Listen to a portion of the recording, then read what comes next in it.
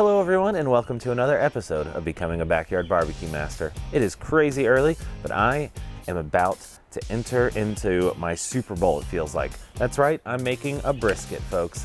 This is a mythical barbecue concoction to me, right? Brisket is something I order at restaurants, not something I make at home. I've been cooking on this for a few months now, trying to figure out how to use it well. I think I'm there, so it's time to try the brisket. I feel like if you can cook a brisket and do it well, you can start to actually call yourself a backyard barbecue master. So this is my graduation ceremony, my Super Bowl, my moment to shine. Let's hope I don't screw it up. So let's talk about my setup. I've got the grill set at 250 degrees next to my Flame Boss. That's gonna maintain the temperature for those 15 to 18 hours. It's really important to have a consistent temperature with the brisket, so that's gonna make my life a lot easier. I've got ceramic heat deflector plates. I've got a drip pan, but I'm not using any water today. I'm gonna let the fat of the brisket provide all the juice that I need. And of course, I'll be using some cooking chunks from Cutting Edge Firewood. I'm using hickory today. I love hickory, provides a great bold flavor. And when you're cooking something like this that's 15 pounds, you want bold flavor, you know what I mean? So let's get started. So last night I prepared this by trimming the fat off the brisket. I also added a nice dry rub to provide some good flavor, and it has been sitting in that all night. It is time to put it on the Primo. Here we go. Woo! So this might be the biggest piece of meat I've actually ever held. Oh man, look at that. Now I need to take the thermometer probe, get that in. This is gonna monitor the interior temperature of the brisket. Let's see if I can figure out where to put it. Probably in the fattest part here, because that's gonna take the longest to cook. There we go. Now we're gonna close this down. If you're looking, you're not cooking. I can smell the hickory. It smells wonderful. It's still warming up just a little bit. The grill's actually at about 230, but I wanna get this thing on, let it start cooking. We'll check back in a little bit, see how the brisket's doing. And for now, I need to just let this cook.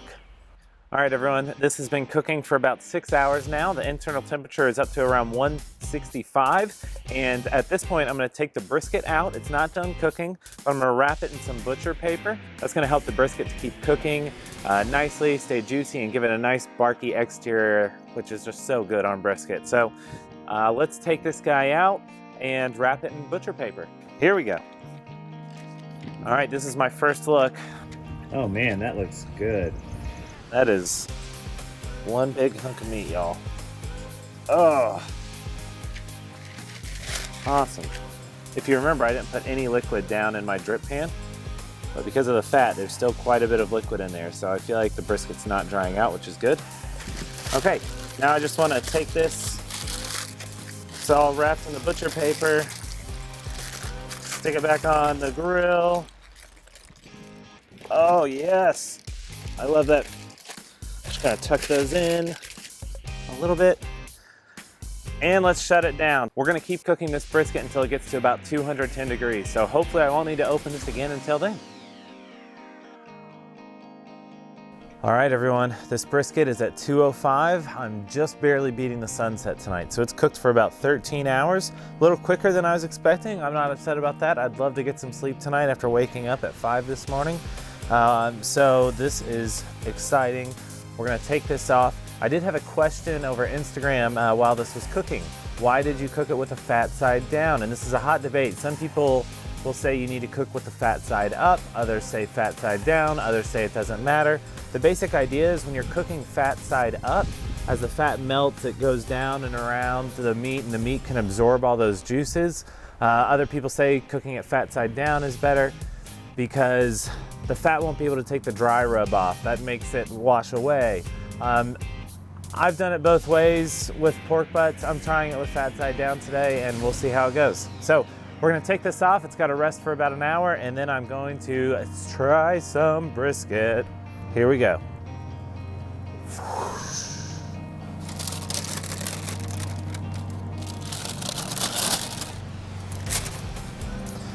There it is, guys. I think that looks quite tasty.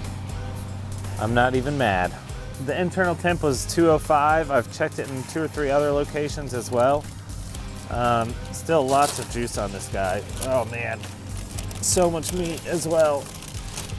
Yes. Oh, there goes my foil. That's okay. We're gonna wrap this up and let it rest for an hour, and then we'll taste it. I'm so pumped. Okay, this brisket has been resting for about an hour, hour and a half. That is one of the most important things with having a great, delicious brisket, I've heard. It gives all the juices a chance to reabsorb into the meat. So we're gonna take this off, and I'm gonna cut off a little piece and give this a try.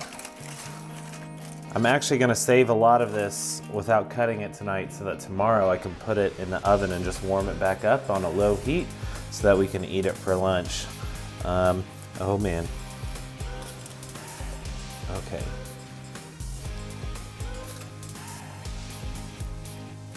Ah, see, that's good brisket. It was nice and juicy. It's got great flavor. Love that hickory smoke. Ladies and gentlemen, this is my first brisket. Now it's your turn.